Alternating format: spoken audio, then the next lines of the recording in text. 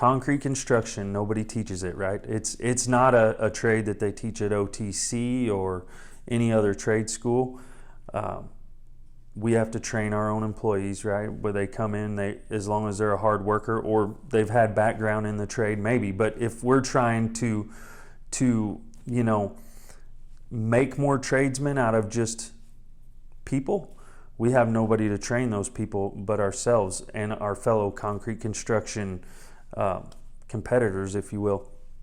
So we take people that know nothing and turn them into valuable concrete construction employees if we can. But the problem is, everybody's vying for those employees, right? Every place you go has a now hiring sign, and they'll be inside, and they'll be, out of the rain, and there'll be all these things, and they start them at a really high wage, and they probably have a training program or whatever. So the trouble that we have as an industry, I mean, not just Donco3, but the construction industry as a whole in Springfield, Missouri, is we don't have a lot of training programs for concrete.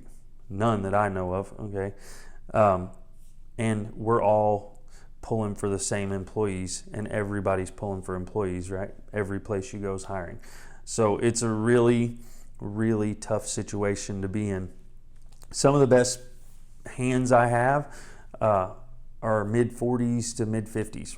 They're older, not old, but they're my generation, hardworking guys. And so the challenge is what happens 10 years from now, right? What does Donco3 look like 10 years from now? Because we have to figure out a way to draw people into this industry, train them, and pay them well where they can stay.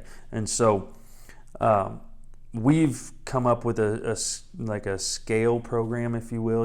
If these skills, you get this amount of pay. So it's a place for them to move their way up in the company.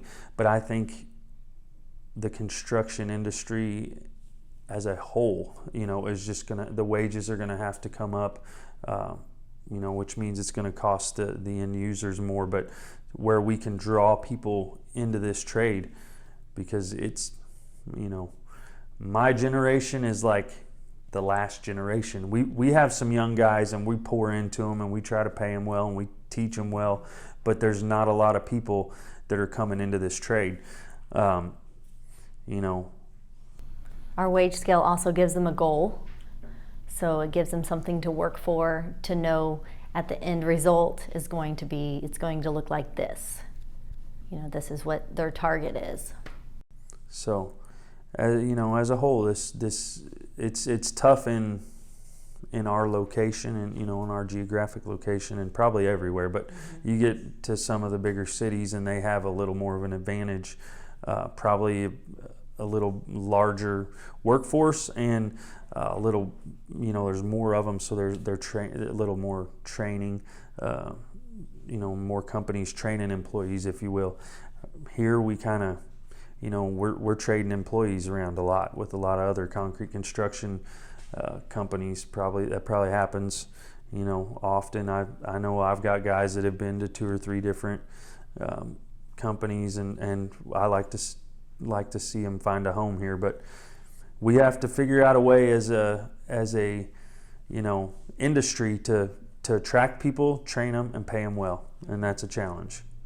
Springfield, Missouri, or this area is very competitive in concrete construction. I mean, there's a lot of heavy hitter concrete construction companies, really, and so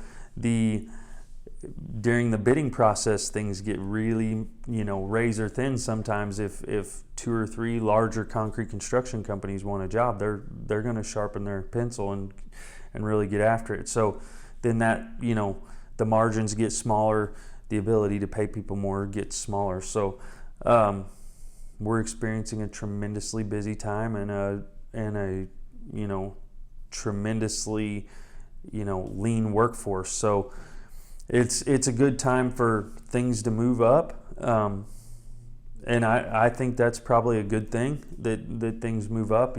Prices move up, pay moves up. I think that's good. It's just now, how do we find the people to put in these companies to help them grow and flourish, if you will.